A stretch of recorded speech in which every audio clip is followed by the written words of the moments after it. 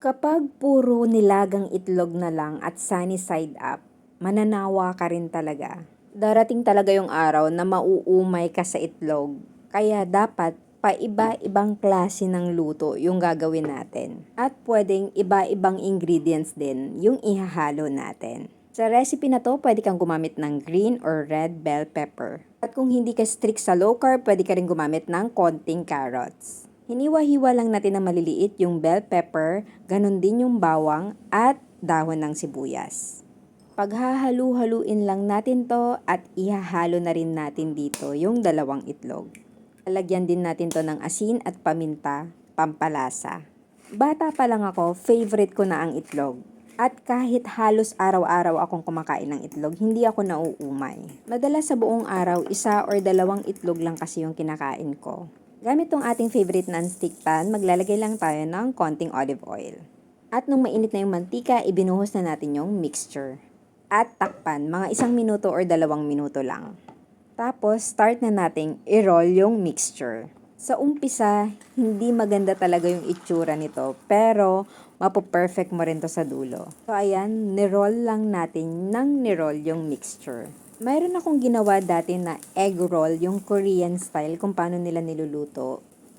Mas mahaba yung proseso nun, pero halos same din lang naman yung result. Kung gusto nyong itry yung Korean egg roll na way ng pagluluto, ilalagay ko yung link sa comment section.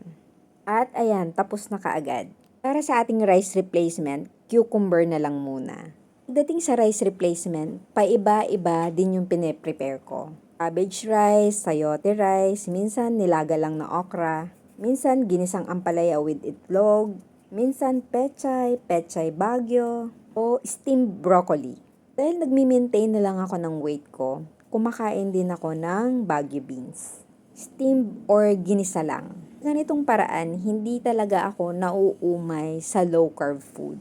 Iba-iba rin ang nutrients na pumapasok sa katawan natin. At nai-enjoy ko yung everyday low carb meals ko. Kaya kung mapapansin mo rin, napakarami ko ng recipe ng salad na ginawa sa channel na to. Meron pa akong bento box at mga low carb recipes ng tinapay. Mahalaga kasi para sa akin na nai-enjoy ko yung journey ko at enjoy ko rin yung mga food na kinakain ko kahit nasa low carb ako. Yung hindi halata na nagda-diet ka.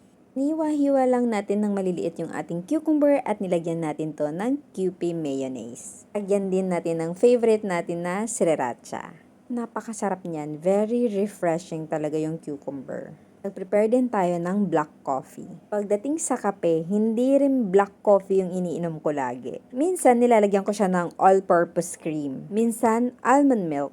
At masarap kapag lalagyan mo siya ng heavy whipping cream. At kung ito yung first meal ko, yung next meal ko, minsan isda naman, pero madalas karne. And for more low carb, no rice recipes, check mo lang yung mga previous videos natin.